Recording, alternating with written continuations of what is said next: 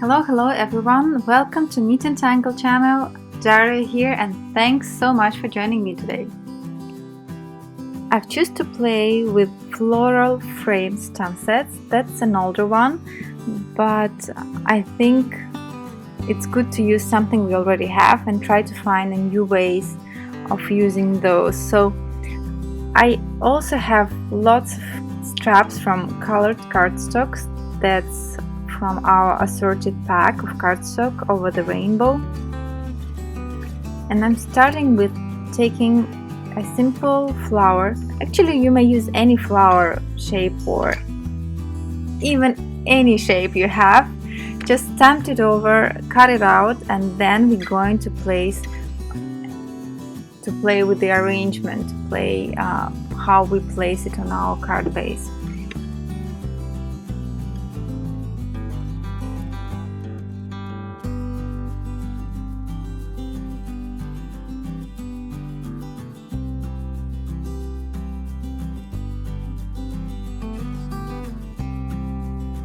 I like this trick of coloring with paper. I would say I'm not using any pencils or markers. I'm using colored paper to add some color to my projects. And it's quite fast, easy, and I like the bold results it gives to your projects.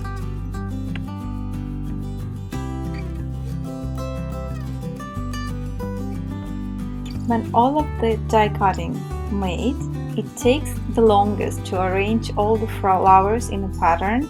I usually spend quite a lot of time for this, but I'm going to share a couple of tricks for making it more easy. I also die cut several flowers in gold metallic paper, and I'm going to position them behind my blue flowers. That's to add some more interest to the card, make it more dimension, more variation in color.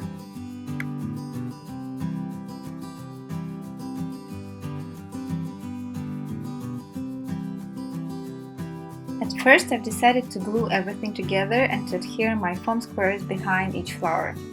I'm going to use the tape runner to adhere the gold metallic flower behind the blue one, and I'm not trying to be exact in positioning, actually quite the opposite. I'm making it irregular so it peeks behind the blue one irregularly and gives it more variation. Then I'm going to adhere foam squares behind each flower to add more dimension to my project.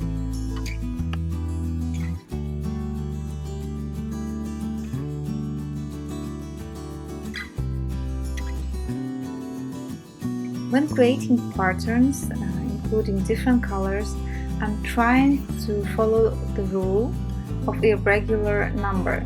That means that if I have lots of blue flowers and only yellow one for accents, I will try to make 3, 5, 7 yellow flowers to make it look more appealing to an eye, to make it in irregular numbers. So here I have 7 yellow flowers, and I'm starting to build my pattern from yellow ones, and I'm trying to position them so they will be spaced equally from each other on my card base, and then I'm going to fill in with the blue flowers in between.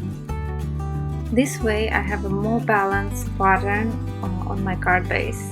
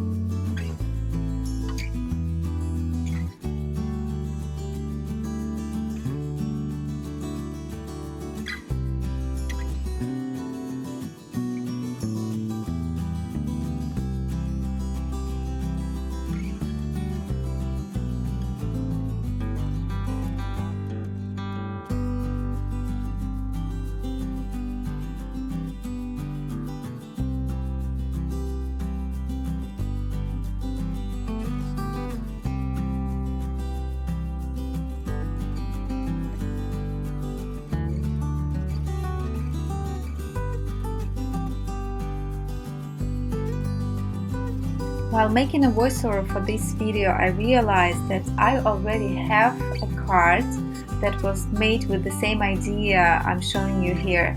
And I actually have a video for you, so I will place a link so you can check it out. So if you like this idea, if you like this technique, you can check it out to see that you don't actually need the same stamp set, that you can use any stamps you already have on hand to make it, and that you can use different methods to color your flowers. You can make watercoloring, you can make fast watercoloring, you can use markers, pencils, whatever, to bring color to your project.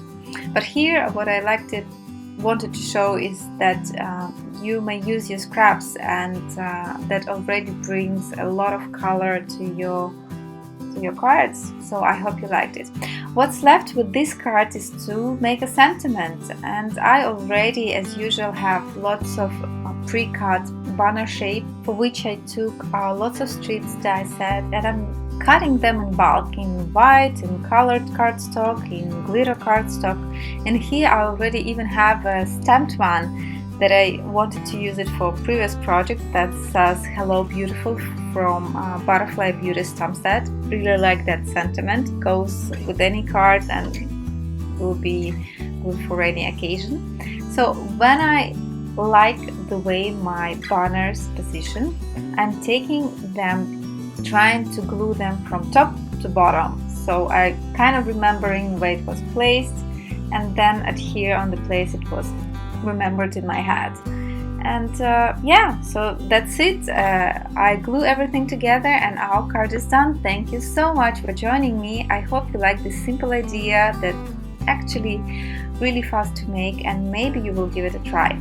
Don't forget to mention us in social media. We love to see what you create. And yeah, thank you. Have a great day. Bye bye.